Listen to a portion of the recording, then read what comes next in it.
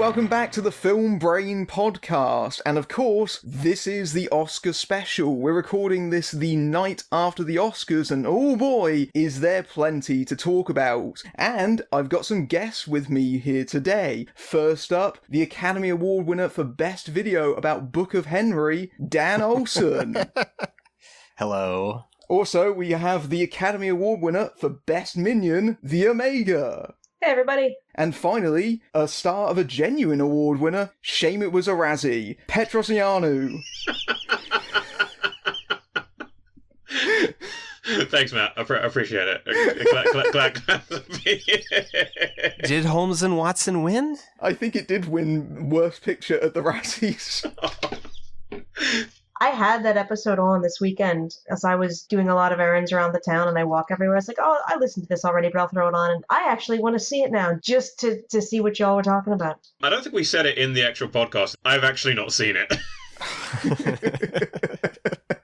You lived it. I just lived it. Really, what you got to do is watch both versions for the full experience. Yeah, the big ones for the Razzies were Holmes and Watson and Happy Time Murders, and I'm not going to contest that. You know, some years the Razzies are clearly just bagging on stuff because it's popular, while being, you know, kind of mediocre. They've given, you know, so many Razzies to 50 Shades when it's like, nah, these movies are just kind of like actually mediocre. It's the fact that they're popular that gets them all the extra hate, but like, no, Holmes and Watson and Happy Time Murders were like legitimately just awful films. I think if Happy Time Runners had been given over to the people that did Avenue Q, it would have been amazing. I think if it had stayed the length of a Funny or Die fake trailer, it would have been great. It's amazing that the Razzies this year are actually less contentious than the Oscars. The Oscars themselves, yeah. And yeah, let's talk about that big elephant in the room. Let's talk about Green Book. Because that's what everyone else is talking about since the moment it was announced out of the envelope. Yeah. What's a Green Book? I don't know her. I mean, I think just kind of like right off the top, Green Book and Bohemian Rhapsody were really the only two contentious ones in there, in the sense that I think like if any of the others had won, so if Black Panther, Black Klansman, Favorite, or Star is Born had won, there would have been basically no complaints beyond like, well, yeah, okay. And then Roma would be a little bit more contentious just because it's, you know, it's extremely sort of art house movie and it's foreign language and all of that. And then Vice would be the one that people would be like, wait, really?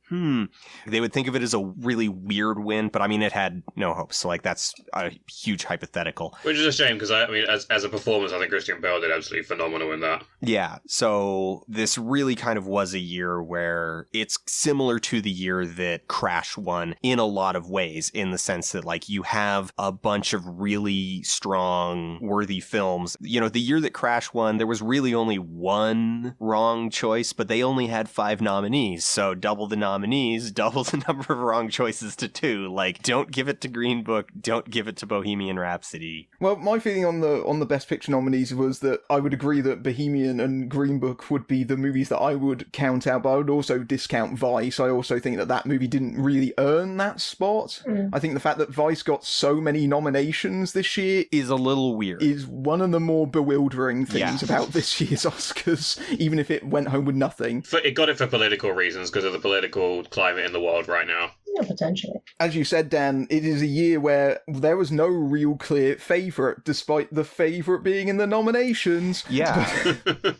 Something to kind of talk about from that angle is that it's like Bohemian Rhapsody is, air quote, the big winner this year with 4.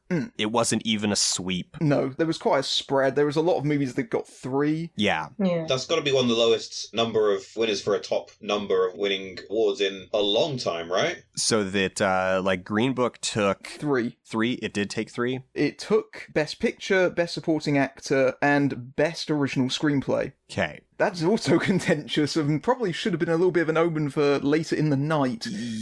Yeah, the screenplay. Supporting actor there, Mahershala Ali, absolutely, like that one, cool. No disagreements with that. I've seen Green Book. This is Mahershala Ali's second Oscar win and second nomination, and he does a really good job in that movie. I think a large reason why Green Book works as well as it does largely comes down to the performances of Ali and Viggo Mortensen. They do have a chemistry together that I think carries a lot of that movie on a sort of surface level viewing over some of its more deeper flaws, and even some of the rougher edges that are clearly apparent when you're watching it anyway. Yeah. I mean, it's similar to Bohemian Rhapsody, and like Rami Malek's nomination and win for performance is like, okay, yes, I don't disagree with that, but it's basically every other nomination that movie got that's like, I basically don't begrudge Rami Malek anything. I think he's phenomenal. I think the link between the three movies that I mentioned as not really being worthy of the Best Picture category is that they all actually have strong performances at the centre of them, which, when the performances are working in a movie, I think a lot of people can overlook other aspects of it. So you think of something like Vice, which has Christian Bale's performance at the centre of it, and Christian Bale's doing a fantastic job in that movie, even if I think the movie itself is muddled, clumsy, tonally inconsistent, and vaguely mean-spirited. Yeah. You've got something like Bohemian Rhapsody that also had a fantastic performance by Rami Malek, and of course, as we said, Green Book. And I think the thing about Green Book winning is that I kind of had a hunch that it was going to do so. It just seemed like the kind of year that would happen, because the Oscars always have this little habit of finding a way of getting a mediocrity to shoot its way into victory. I mean, it goes up there with the notorious winners of Crash and Driving Miss Daisy. Spike Lee has been referring to it as Driving Miss Daisy with the dynamic essentially reversed, and I've pretty much been saying that since I saw it in early December. Green Book isn't a terrible movie, but it is a deeply flawed one, especially considering the dynamic and storytelling that it's trying to do, where it's another one of those movies where a racist has to get along with a black man, it's their friendship, and he discovers actually being racist is kinda bad. Yeah. And he reforms over the movie, and it's not a particularly well-written example of that genre in the first place. Even getting into the sort of off-stage controversies of Green Book, like the fact that it's about Don Shirley, but his family weren't actually consulted during the writing process, and they only found out about it, I think, while they were shooting or just about to shoot the movie. They've had a lot of questions about his depiction in the film. There's the fact that it's written by Nick Vallelonga, who is the son of Tony Lip, the character that Viggo Mortensen portrays in that film, and he's had some pro-Trump tweets in an account that he has subsequently deleted when they came to light. Peter Farrelly, one half of the Farrelly brothers, has had old claims of sexual harassment that he used to go around as a prank, exposing his manhood to people. There's a lot of baggage with Green Book, and certainly going into the Oscars, it was definitely a controversial pick, even right from the beginning, so it was kind of surprising that it did go over the top, but at the same time, because the movie is so, in my opinion, kind of middle of the road, it doesn't entirely surprise me that it ended up being on top. Yeah, not surprised, just disappointed. That's the general sensation. I mean, I didn't really see a lot of the Oscars coverage because a lot of it isn't free-to-air television in the UK, it's paywalled. So the first time I learnt about the Best Picture winner, I'd set my alarm for 6 o'clock, watch morning TV, and in true British fashion, they didn't mention the Best Picture winner until later on in the programme because they were too busy talking about Olivia Colman. Eventually, when they did say, oh, and Green Book won Best Picture, I actually went, oh no! Just to clarify, Matt, you've heard of Google, right? I know, but I was lazy. Yeah, I saw this morning, I checked Twitter on my phone, but it kind of does make a lot of sense because you know what genre Green Book is? It's Oscar bait. Oh, yeah. Yeah. We used to say that when we were little, this movie, just pure Oscar bait. Because it does strike me that it hits all of those pathos points.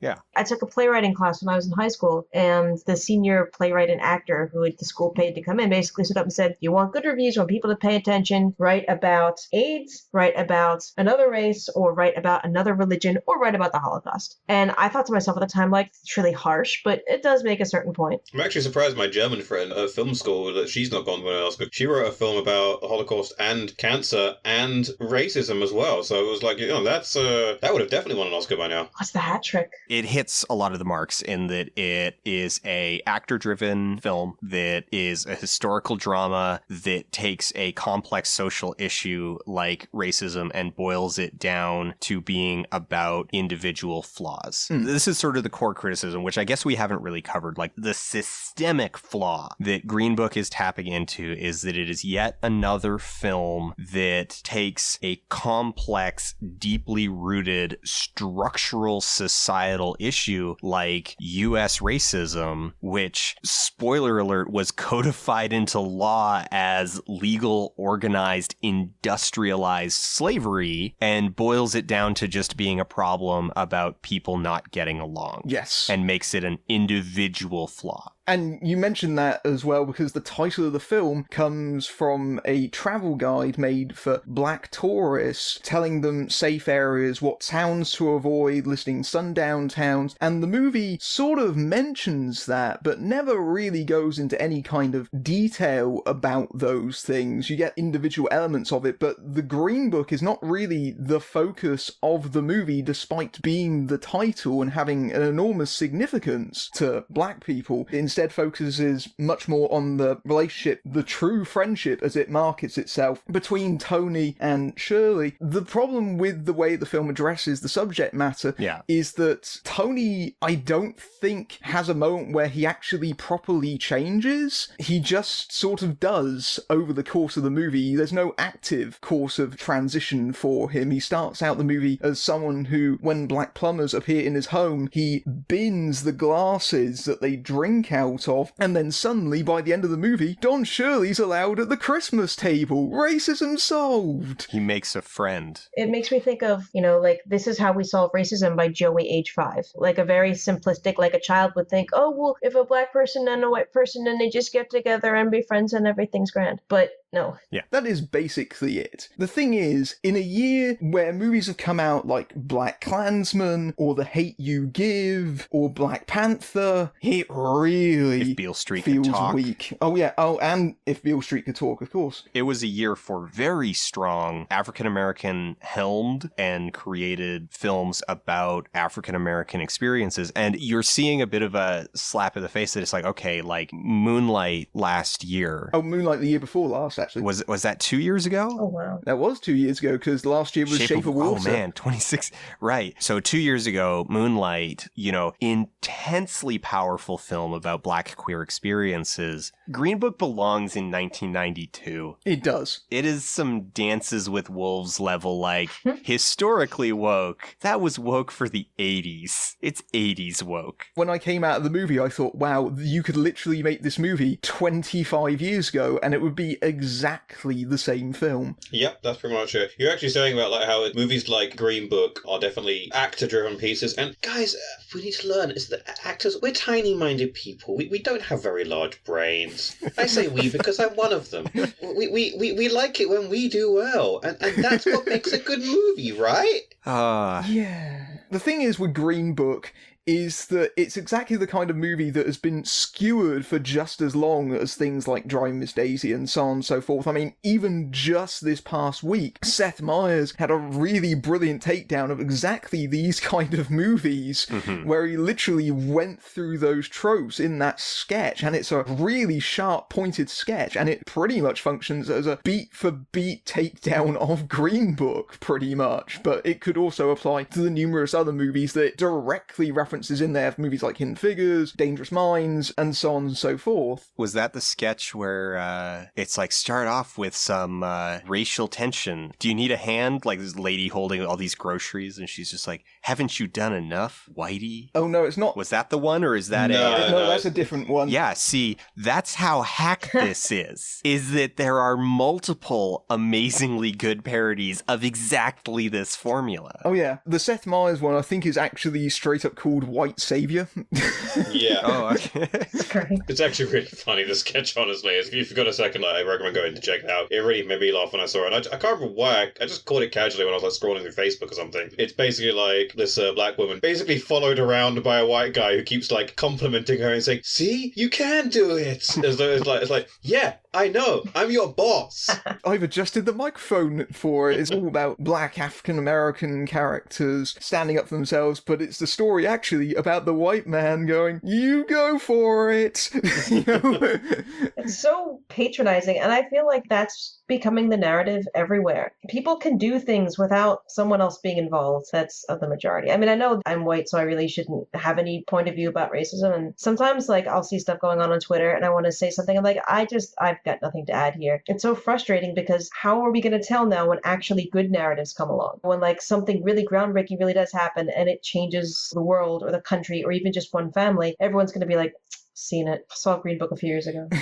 Well, I know Spike Lee was very angry about Green Book winning. He made his distaste very much known, and to a lesser extent, Samuel L. Jackson. Yeah, Spike made his best movie since Do the Right Thing, and Do the Right Thing didn't even get nominated while Driving Miss Daisy won. Yeah. And then he finally gets a whole slate of nominations for Black Klansman, and Driving Miss Daisy 2 wins. So apparently what happened was that he stood up and tried to walk out of the auditorium, and then security wouldn't let him, so apparently he begrudgingly walked back, but pointedly stood up with his back turned to the stage. To a lesser extent, Samuel L. Jackson was presenting alongside Brie Larson both of the screenwriting nominees, and of course the first one was Best Original Screenplay, which Green Book also won, undeservedly, in a category that had The Favourite in it. Samuel L. Jackson, when he was reading that, his face was rather a picture, just looking at it going, Green Book.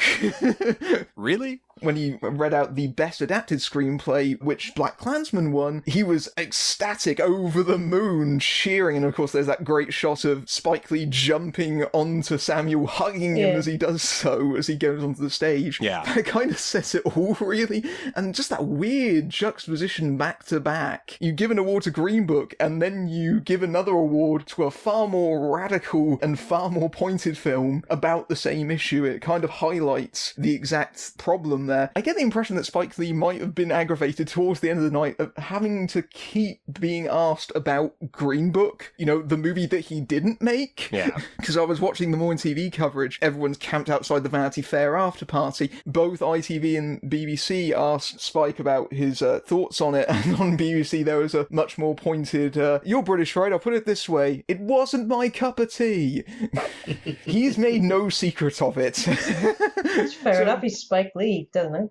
I suppose the answer to Green Book winning is that the Academy's voting process is extremely weird, especially from an outside perspective. And correct me if I'm wrong, the way that the Academy voting works is essentially a ranked order. Yes. They assign them a point scoring system, so the lowest ones drop out, and then those points are reassigned to other movies. Yeah, it's an automatic roll-off. That's how something like Green Book essentially ascends to the top. Yeah. And it's such a kind of middle-of-the-road, inoffensive movie in some respects. So the downside of automatic roll-off, now I'm not going to say that automatic roll-off or like these kinds of point systems are like strictly bad. They're not. They have their uses, but one of the quirks of them is that you're more likely to end up with a middle-of-the-road thing that a lot of people kind of liked over something that was much more competitive. So if you've got three films like Black Klansman, Black Panther, and Roma all competing very aggressively for people's heart at the top of the list, Green Book is basically everybody's third pick, then Green Book is going to win. Yes. That was sort of my theory on how it could have won, and also how potentially we could have ended up with Bohemian Rhapsody as being the winner as well, which would have probably been also real bad for a number of reasons, namely in the fact that, of course, Bryan Singer, air quotes, directed it. Oh, man.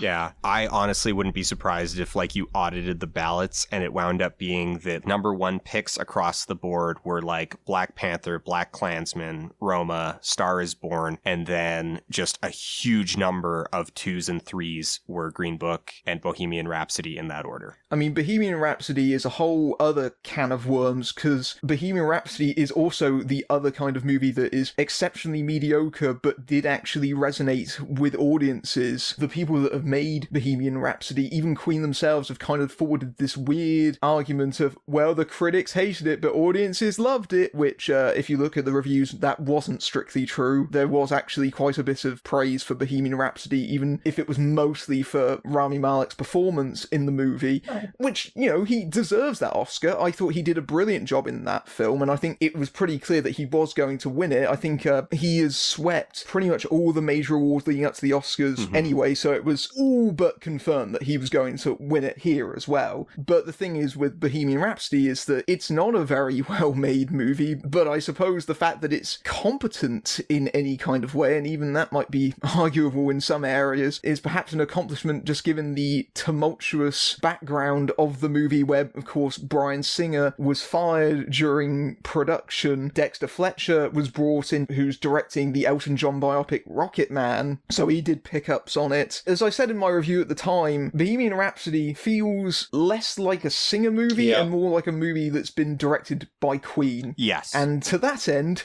let's talk about the editing in Bohemian Rhapsody, which somehow won an Oscar. My God. How did they not give it to Justice League last year, if this is the quota? My mixed play. John Ottoman, Bryan Singer's regular editor, won the award, and best editing for Bohemian Rhapsody makes me want to bang my head on a table. It is the only wrong answer in that category. So film editing, nominees: Black Klansman, Bohemian Rhapsody, Green Book, The Favorite, Vice. So Green Book, very conventional, straightforward, dramatic editing. The Favorite, weird black comedy editing, decent but not gonna really call attention to itself. Black Klansman, similar. Vice, very weird, very aesthetic editing, contentious, but, you know, strong choices. A lot of strong flavors in that one. And then Bohemian Rhapsody, edited by Dartboard, just baffling construction. The only actually like wrong answer there. Can I just ramble about this for a bit? Do it. Do it. Live the dream. I would love for you to do this. Okay, so how this happened. How did this happen? Looking at this like slate of editing nominees, there is no strong standout contender. There's nothing in there like Gravity, Fury Road, or Dunkirk that really aggressively use, well, I guess Vice is sort of like this, except Vice is weird. Films that really use the craft of editing to its absolute fullest in the way that like you watch the movie and you feel like it has taught you something about the craft of filmmaking just by being in its presence. We didn't have a strong standout like that this year. And so what ends up happening is Academy voters, if they don't have something that really jumps to mind, they tend to just block vote. The order that it would go is they would look at it and be just like, okay, here's my editing choices. I know I want Bohemian Rhapsody for sound because I really like Queen songs. And yeah, let's just Bohemian Rhapsody for all three. So that's how that ends up happening. That wouldn't surprise me given how notoriously lazy Oscar voters can be, especially when they've done interviews and they've said, oh, I've not actually seen all the candidates, or I'm not voting in the animated category because I don't watch animated films. That does make sense on that level, but yesterday I found myself very annoyed because all of a sudden I realised, wait, Searching isn't in the editing category, which is a movie entirely about editing in various different forms. Yeah. And is a movie that is entirely dictated by its structure and is really unique and really would have been a standout. I mean, there's a lot of kind of weird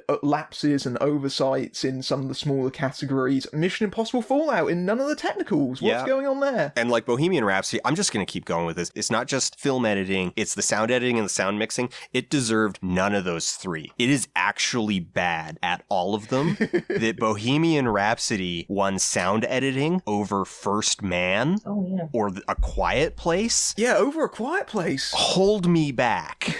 It 100% comes down to, like, that movie had songs I really like in it. Yeah, that's why it was a success. Yes. Queen was good. Yeah. People like Queen, and people want to go think about Queen. But you know what I'm really pissed off about? We were robbed of Sacha Baron Cohen playing Freddie Mercury, and I think he would have done an amazing job. Not that Rami Malek did, but that's what we could have had. I'm really looking forward to sort of the next few months when we're going to start getting a lot more details about how much Brian May's thumb was on this production. I mean, we already know the answer to that is a lot, but I think we're going to start getting like granular details. He was there the day that I was on set, I'll put it that way. So here's one of the things that really stands out to me is that in Rami Malek's acceptance speech, okay, so he just won Best Actor for a biopic, and in the acceptance speech, he did not actually say Freddie Mercury's name and didn't mention AIDS once. That is another part of the cloud hanging over Bohemian Rhapsody. Like, it is a film that was made by the surviving members of Queen to make themselves look rad. Yes. And make themselves look just as cool and reasonable as Freddie Mercury. And it's a very strange film. And I think in a couple months, you're going to see, like, there's already backlash to it, but I think it's just going to get worse, especially once it's out on home video and people like myself have a chance to actually go through it in like granular detail. There's this one famous clip that's floating around of the brunch. Oh yeah, loads and loads of people are posting this. Yeah, the brunch scene that is cut together with a wood chipper. The sound editing in it is terrible. The sound mixing in it is terrible. The scene editing is terrible. And like the only answer that I can find of like how did this end up this way is that there was like pressure from surviving members of Queen, Brian May in particular. They get co-equal weight. Like that this is not a movie about Freddie. This is a movie about Queen, but it's also about their individual egos, which is why Brian May gets so many meaningless, pointless, useless close-ups. Very short close-ups. Very short reaction shots, but he gets the frame to himself. I'm not going to be shocked if we find out just like some weird thing, like part of Rami Malek's contract is to like not talk about AIDS. And it's just going to be like, wait, what? That's like talking about the Titanic without the...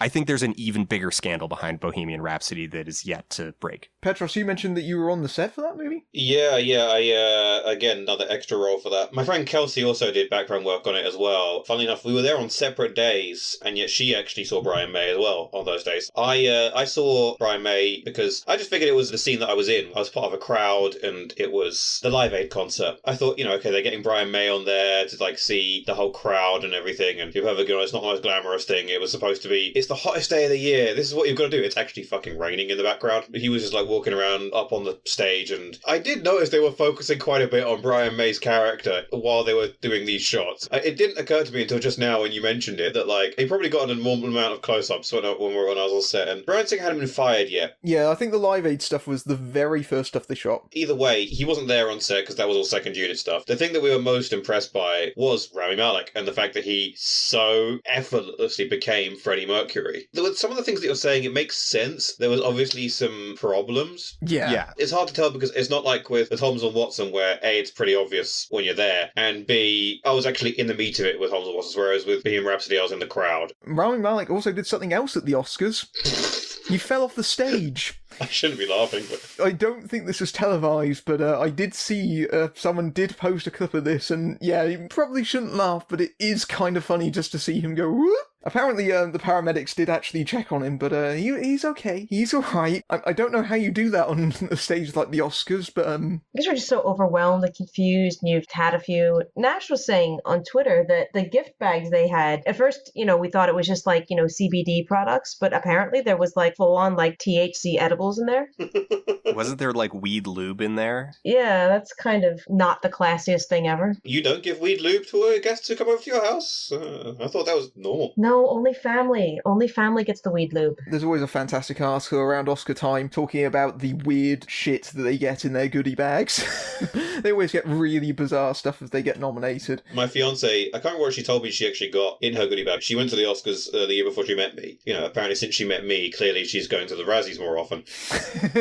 I remember her telling me at the time, and I can't quite remember what it was because it's been like 7 years since she told me. She got some like weird stuff in the gift bag. It was like, I'm not entirely sure if I want to go back. What do people think of the other Oscar-nominated films, especially those in the Best Picture category? Because I saw 7 out of the 8 films, so the only one that I didn't see out of the nominees was Roma. My personal favourite was actually The Favourite. I was hoping that that movie was going to win, even though I think that was maybe a little bit of a long shot, in my opinion. I mean, there were some quarters that thought Black Panther was going to win, and I don't think that that was ever really a possibility in my mind. It just didn't seem like a thing that the Oscars would do, even in a year where before they had voted the monster shagging movie as Best Picture. The monster shagging movie deserved to win an Oscar, though. That was a really good film and really well made. It is a really good film, but if you told me that that was the Oscars pick for Best Picture, oh god, no, that wouldn't be the orthodox pick, even if it does have some traditionally Oscars-friendly elements to it, particularly its love of older cinema. Yeah, 100% agree on that one. My personal favourite of the Best Picture bunch was Black Klansman. I thought that was an excellent film that really tapped into what's going on today by looking at the past. It was the polar opposite to the actual winner Green Book in that sense. And it dealt with it on a very complex level as well, because it dealt with the way racism and hate, that they still exist today. People will try and stamp it out to avoid embarrassment, things like that. It made it quite funny as well in the process of doing it. Yeah. It's a huge thing when you're trying to deal with subject matter like that. I think it's a really fascinating film, especially with everything that happened in Charlottesville a year to the day that the movie was released, which they make a point of in the movie.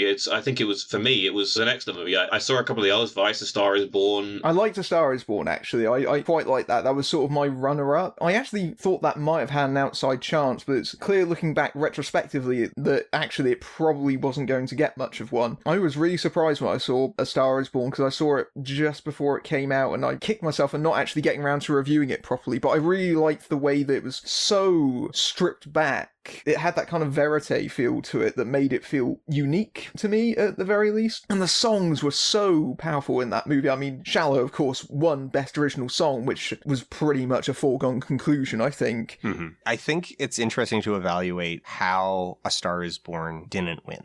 This is something that I think is a little bit interesting. I think if A Star Is Born had been released in May instead of October, it would have won. Here's the sort of like odd thing. So A Star Is Born did gangbusters at the box office. $424 million for a drama. Fantastic performance. It did very well box office wise, but it didn't quite have enough time to really sink into the bones of the culture before it was getting crowded out by all of the other late year dramas. Especially Bohemian Rhapsody, which was released very shortly after. So if it had come out earlier in the year, like if it had been more on like the release slate of Greatest Showman and had aimed for a little bit more of that and had had time to like really sink in and get its claws in, and then was having its like digital and home releases towards the end of the year, I think then it would have actually taken Best Picture. I was surprised at just how strong a film it was, because I went back and watched other versions of the story, and the Streisand one, for example, doesn't really hold up, even though that's the one that Cooper's version arguably takes the most inspiration from. I was very pleased to see that Sam Elliott got recognised. I think that his performance in that film is probably some of his best work that he's done in years. See, I was pulling for A Star Is Born a little bit because I have a soft spot for Bradley Cooper. Because when they were filming Silver Linings Playbook, they filmed part of it where they're walking on my grandmother's street, and she was out puttering around, and they said, "We're going to film a movie. Do you want to be in the background? Do you want to be on your porch or puttering around while we film the movie?" She was kind of unconvinced that they actually were filming a real movie. They said, "Oh, do you want to meet Bradley Cooper?" And she had no idea who he was. She said, "Oh, sure." And then she ended up not being an incidental extra in the movie. She told us because, well, they were using profanity. So I was kind of pulling for him a little bit. I liked Black Panther as a film. I thought it was a very, very good film. I'm very glad it was nominated because it just is hugely important for representation. Yes. I honestly don't think it was one of the best films of the year. I think it's one of the better superhero films, but it doesn't even top my favorite sort of like Marvel movies. I don't think it's on the same sort of level as like The Dark Knight or Superman the movie, for example. Again, I really like Black Panther just because... But I'm very glad it was nominated, yeah. I thought that it had a very kind of distinct identity, and especially in terms of its production design, costume design, which the Academy recognised. It won big in those categories and absolutely deserved it. Oh, it's beautiful. Does a glorious job creating the world of Wakanda in that movie. One note that should be mentioned about Black Panther, though, is that some people were surprised that it wasn't in the visual effects category, but actually I would argue that the Academy got it right. I'd argue that is its weakest part. The funny thing about that is, again, Black Panther won visual effects at the BAFTAs, but at the Oscars it wasn't even nominated. Instead, Avengers Infinity War was, and I would argue that the Oscars actually got that right, because for all its positives, it does have some ropey effect shots in it, especially in the climax of the movie. The rhinos. Yeah. Yeah, the climax of the movie has some really iffy effect shots. The Wakanda scenes in Infinity War were infinitely better and much more complex to design, which just kind of goes to show where the budget went from Marvel. What was funny about the nomination for Infinity War is that it clearly surprised Marvel themselves, because they posted on Twitter when the nominations were being announced, they very briefly posted the image that they created for Black Panther that had all the nominees on it, and then they quickly took it down and replaced it with the Infinity War one, where they clearly just slapped it together very quickly and didn't even have the nominees on it. Can we talk about High Point? One of the moments of justice that we did get last night. Yes. Into the Spider-Verse. Absolutely. It deserved a Best Picture nomination, but animated feature film, I will take it. What a just great movie. I've seen it 3 times now. Such a fantastic film. I'm going to go back to the Black Panther thing here, but I'm very glad it was nominated. I think Into the Spider-Verse was a better film. I would actually agree that Into the Spider-Verse is actually, in my opinion, a better film than Black Panther. I think even Into the Spider-Verse could have actually taken Best Picture, actually, when I think about it sometimes. it should have been nominated. Enough people loved it, and clearly everyone loved it, because it won all the shows in the advance of the Oscars. So again, it was actually more of a foregone conclusion, except for the fact that, of course, notoriously, the Oscar voters don't tend to watch the animated nominations and just vote for the Disney movie. Yeah. But hey, this year the Disney movie split itself. The Disney vote got split between Ralph and Incredibles. So Spider-Man took it, I guess. It's nice to see something other than Disney triumph in that category, Yes. especially when it's won several times in a row, undeservingly, in my opinion. It is nice to see it. Like, I don't care, like, if it was a vote split or if it was unanimous, that Spider-Man Into the Spider-Verse won, that there is recognition for something so strongly Of its format. creatively driven. Like, yeah, using its format to an absolute just pinnacle of its art form in every way. Like, creativity is baked into the bones of that movie, and it has just so much heart. Yeah. It is not a flawless film. I went to see a preview screening. It was the sneak peeks that they ran like a week beforehand. I was figuring this like, okay, it's an animated feature. It's probably going to clock hour and a half, maybe 95 minutes. So I then looked it up and it was like 2 hours. And I'm like, wow, what are they going to do for like 2 hours? This looks like a very expensive movie to make 2 hours of. And then I came out of it. I'm like, okay, so they definitely cut 12 to 15 minutes. Yeah. Because like there's just a couple scenes where it's like they very suddenly hit a point where they then like move very, very quickly to their conclusion and make some big leaps. And it's like, okay, it is not a flawless film, but at its core, it is So strong. so strong. It is one of those as close to flawless as you can get kind of films, I think. Yeah, you know, regularly left me choking up, and it hit like that pitch perfect balance between incredibly touching scenes that then have just a little bit of humor to break the tension but not shatter it.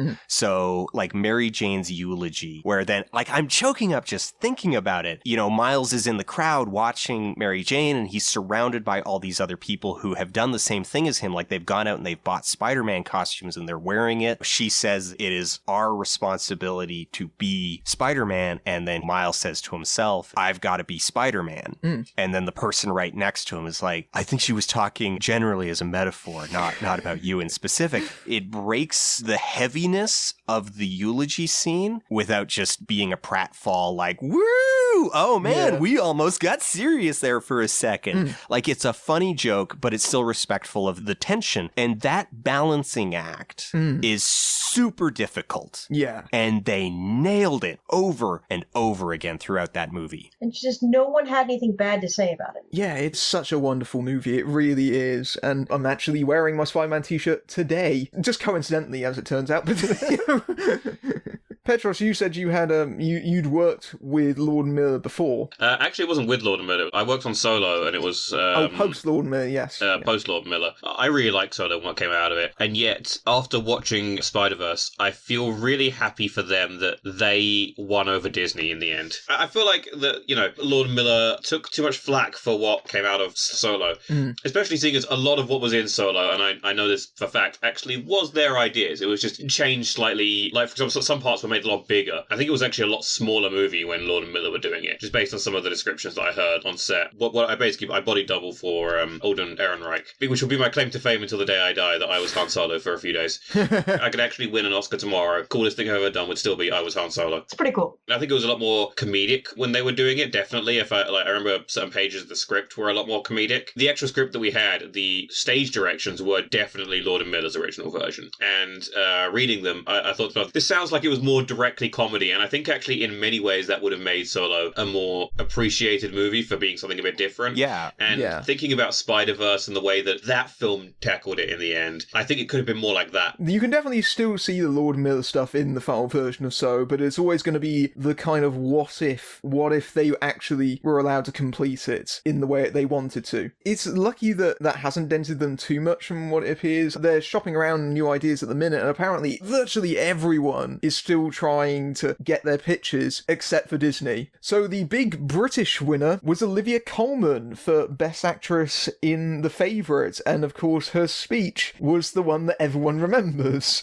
It's nice to see Olivia Colman win, because I don't know how much viewers outside of the UK really appreciate this. She definitely came from a much smaller background of working in television and working in comedy. Of course, she had small appearances in films like Hot Fuzz, or working very much on things like Peep Show or That Mitchell and Webb look, so it's mind-boggling to see just how much her stature has risen over the last few years. I mean, even a few years ago, she was essentially a glorified extra in Murder on the Orient Express, and now she's a star in her own right. She's got an award to her name, and for some reason, in a lot of circles, this was considered to be a surprise, and to my mind, it wasn't. I always thought that award was really hers, but a lot of people thought it was going to be Glenn Close's year, and I think that's because it's Glenn Close's 7th nomination, and she still hasn't won, and everyone thought the Oscars are going to do that thing where they'll give it to someone who really deserves it, maybe not necessarily for this one, but they do deserve it in some capacity, so we'll give it to them. Because The Wife, as a movie, I didn't see that, and it didn't seem like it had an especially big impact, but everyone was talking about Close's performance, obviously, in relation to it, but I don't think that was a movie that was on many people's radars. When Olivia Colman, when she won the BAFTA, they were talking about it on the radio, so I knew that she was a person, and then when she's up for that, well, I mean, obviously, but... Sorry, that's the way it came out.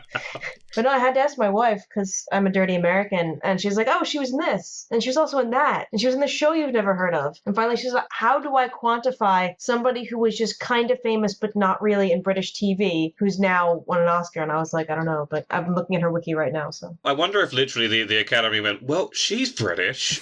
She must be like, Shakespeare-y stuff. She's been to Hogwarts. She is very much the definition of a character actor, and she does so well at that. And you can see that in The Favourite. If you've never seen her work before, you can see both sides of her. She works fantastically as a comedic performer and as a dramatic performer, and in her role as Queen Anne, she definitely has elements of both because of the tragedy of that character in a lot of ways, in that she's suffers from gout, she's quite scared and quite vulnerable in a lot of ways, but she's also very susceptible to being controlled. The movie is essentially a power play between Emma Stone and Rachel Weisz's characters trying to essentially manipulate her. But also, there are some really funny scenes in that film. I mean, everyone has seen the clip of Colman barking, "How dare you! Close your eyes!" When you're watching that movie, a lot of the film is actually Stone and Weisz. They do have quite showy parts, especially Emma Stone. Emma Stone's character has a very big transformation all throughout that film. Even so, in the very final moments of that movie, I think it's Colman that eventually makes the biggest mark, and I think that's a lot of why she won in that category. I don't think anyone else was really coming close, even Glenn Close, ironically enough. I mean, you look at the others, and maybe Lady Gaga, maybe? I liked Melissa McCarthy's performance in Can You Ever Forgive Me, and I thought that was a fine film, but it was, again, the archetypal example of an awards-friendly, actors-heavy film, and to that end, we should also mention the other Brit that was very much publicised here, Richard E. Grant. He was nominated, and he really seemed to enjoy it and embrace it, even though he knew that he probably wasn't going to win for it. But I still wanted him to win, to be honest, just because he seemed to be in such an enthusiastic sport about it. I like Richard E. Grant, mostly just because he played Doctor Who one time. Yeah, I love that. That's basically all I remember him from, to be perfectly honest, sometimes. Oh, I'm sorry. My wife is vehemently shaking her head and holding up 2 ears. Played Doctor Who twice. Forgive me for my lapse. I like your wife.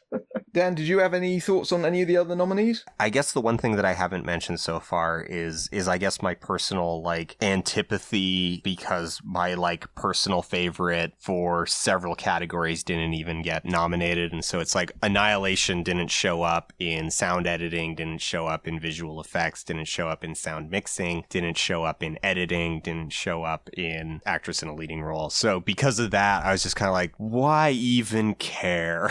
Well, now that you mention that, I mean, of course, the reason that Annihilation wasn't nominated was largely internal industry politics, a lot of it. Yeah, it's a politics thing. So the Oscars is all politics, but the politics start long before you even get to the voting, because it's like the pre-voting for nominations, which are driven largely by aggressive for your consideration campaigns. So a lot of times you'll see smaller, like, mid-slate movies that don't get maybe the recognition that they deserve, and that 100% comes down to the producers not submitting them at all. It's not a write-in. Like, you need to actually, like, pay to even be on the list for consideration. Oh. Yeah. Yeah, you need to be very actively campaigning. It's almost like running an election. Yes. I didn't know that. I thought it was just every movie ever. No, so if you don't pay that, if somebody did hypothetically write you in on their ballot, it wouldn't matter. It would just be discarded. You haven't actually applied to be considered. Now, I think they did, because they did do a couple for your consideration things, but they didn't put them very hard. So I think they just kind of put in like the absolute bare minimum and then just kind of like left it. There was no push from the producers for Annihilation, and if there's no push, then it's just, not going to happen. But so because of that, Annihilation didn't get any nominations, even though there are several categories in there where, like, I think of what I saw last year, it was a very, very worthy contender, like particularly several of the technical categories. I guess my one other thought is a category that we haven't touched on at all, which was Roma winning for cinematography. This is sort of the inverse of editing. Cinematography this year,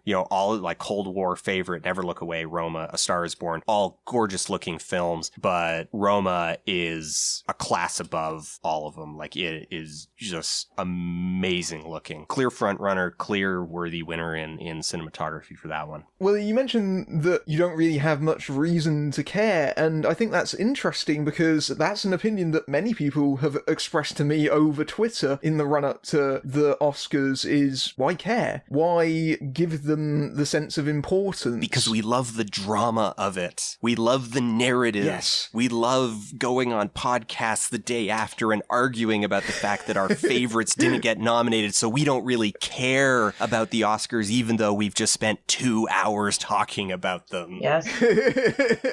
that is the question, is what is the future of the Oscars, and are they still relevant in this day and age? There's a lot of people that feel very jaded about it, because I think we know a lot of essentially how it's made. We know that a lot of it is built off of movies that have been campaigned very heavily, if not necessarily because of their merits. And I think that people are very aware of this because of, dare I say it, Harvey Weinstein has had a huge association with the Oscars for best part of 15 years. And I think that he's very much changed how the Oscars works and operates with the way that he campaigned his movies. And because people are aware of that sort of thing, and they're aware of Oscar-baity movies, as we discussed earlier, that has led a lot of people to feeling disenfranchised and feeling like the Oscars doesn't actually represent the movies that they go and see or watch. I think it's kind of like wrestling, but for other people. If you're really into wrestling, and I have a lot of friends on Twitter who are, like, at specific times in GMT, like, all my Twitter is just wrestling. But it's like that idea of Hollywood being the silver screen, the glamour that we associate with, like, the first days of Hollywood, which is kind of one of those things that you look back and like, oh yeah, back in the day and stuff. So even now that it's all over Twitter and social media, and we know how the voting goes and who's cheating and who's an asshole, I think for some people it still does hold that kind of glamour that, oh, who's the best dressed, and oh, they really deserved to win, oh, did they get it? So I think that will always kind of attract that, but I don't know if it's still relevant. I would argue the other direction, and I would say they have never been relevant. Ooh. Because they were founded as an attempt at breaking the craft unions, or, well, preventing the craft unions from, like, forming and giving an air of legitimacy to union busting efforts in Hollywood. So they've never actually been relevant beyond spectacle and farce. And the only thing that we're noticing is that we're now keenly aware of the tastes of the voting body, and particularly the fact that they are so easily manipulated and have been since Deer Hunter. And it's just that manipulation has now risen to the top as the art of getting an Oscar, but I'm not paying for it.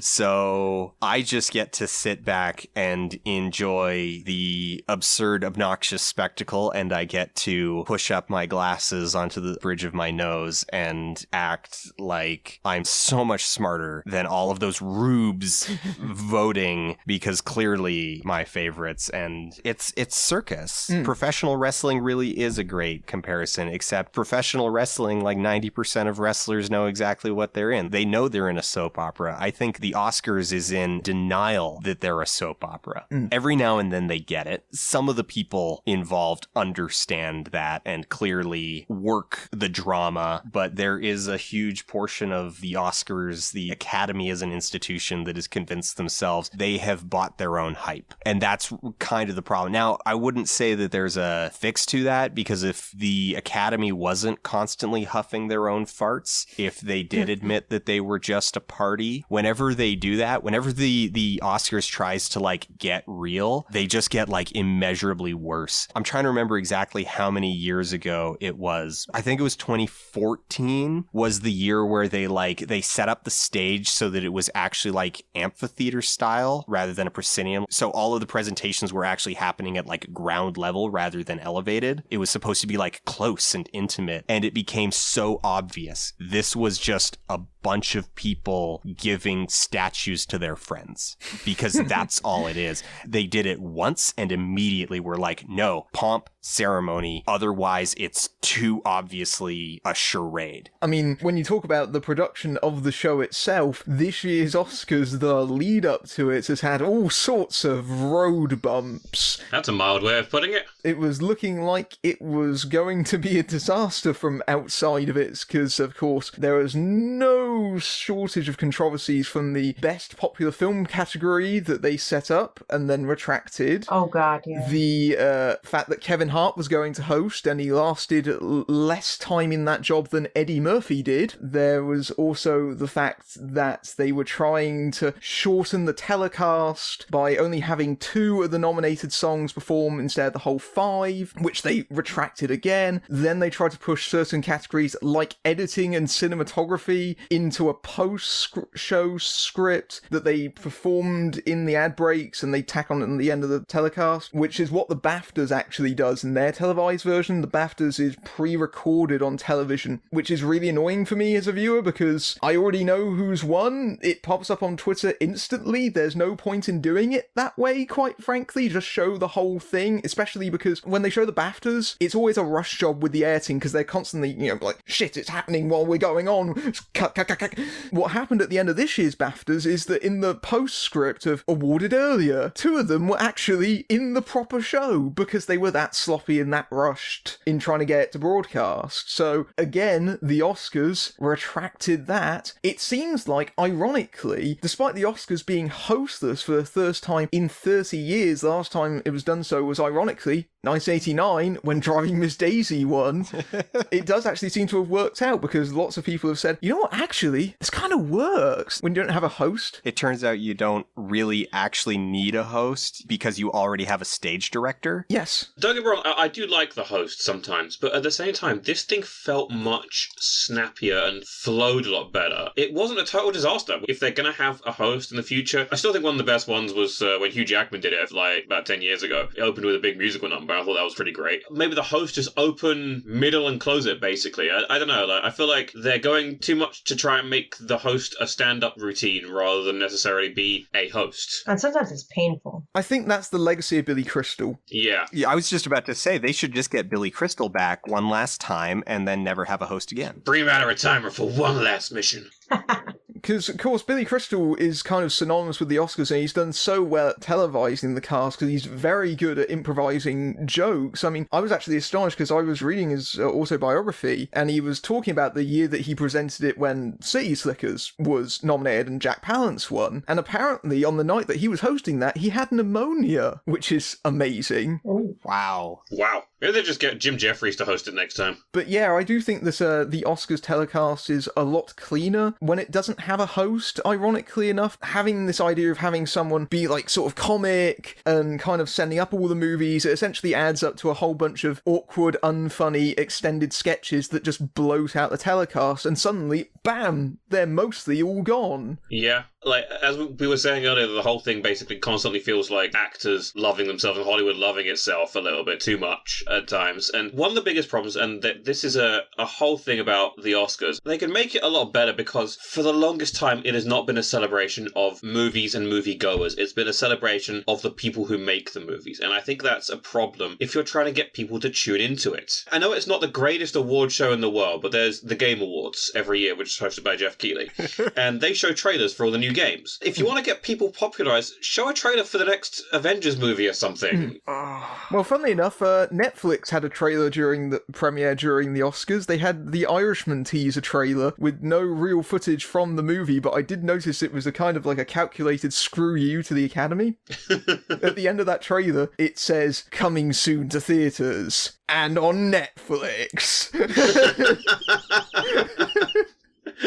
That's sort of like my point is, I feel like they want to be entertaining, but they have their heads too far up their own ass. Well, that's the great thing about Netflix, isn't it? I mean, I've had Netflix since they post you 2 DVDs and then you'd post them back. Just the fact that, you say, oh, the new Netflix documentary's out, the new movie's out, the new season's out. And I can just sit there in my underpants. I mean, obviously, I'd be wearing trousers and a shirt as well, but just marathon or do whatever. Whereas when I go to the cinema, we have to go and get seats. And if you're sitting next to someone that smells or something like that, it really brought a lot to it. Whereas me, I just show up to the cinema in my underpants. They kicked me out.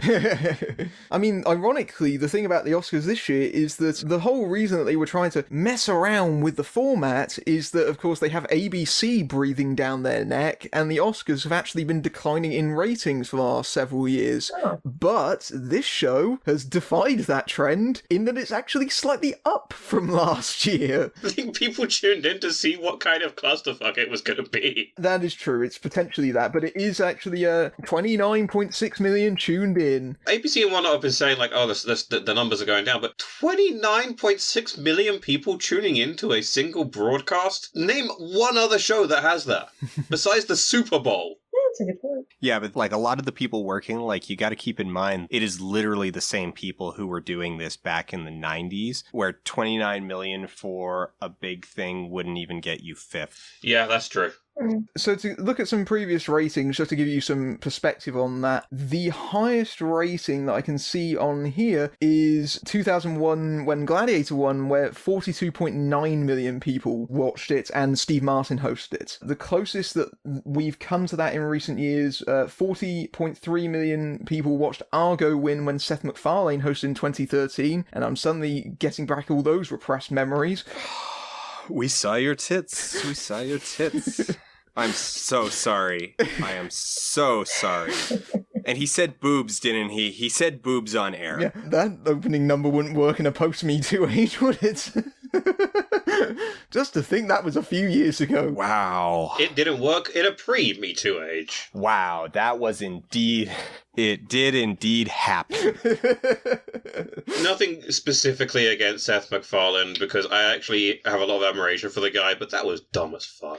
Well, now here's the thing. So, like, I think I'm actually going... Here's a lukewarm defense of the underlying concept of the joke that could maybe be worked into something, which is a joke that is poking fun at the Academy and how it rewards actresses in specific for doing topless scenes in dramatic contexts. Yeah, agreed. Not that I'm not a lover of boobs or anything. I like boobs just as much as, well, everybody. That does tend to be a thing. It's like, yeah. Hey, boobs in dramatic context, let's give you an Oscar. Yeah, so there was an underlying concept there, but then it wound up just being a 3-minute musical number of We Saw Your Boobs. Okay, the biggest this decade Oscar telecast is 43.7 million watched 12 Years a Slave win when Ellen DeGeneres hosted. Oh, I do like that. I saw that one. I remember that one. But who doesn't really? I think a lot of that is an Ellen bump. Mm-hmm. And the Twitter bump, I think, actually. Yes, because that was the year when they broke the internet, wasn't it? And they... The selfie. Yes. Well, here's the thing also, I think that social media has taken a bit of that viewership away, because how many people would watch just to see the red carpet, who's dressed like the best dressed, the worst dressed? Because time was before instant social media, when there's Snapchat, you discuss it right there on Instagram. You'd have to wait until your favorite weekly magazine came out in a few days to like page through it if you weren't watching it. Well, the thing is, I discovered it watching morning television in the UK, watching the Oscars Roundtable from Hell on Good Morning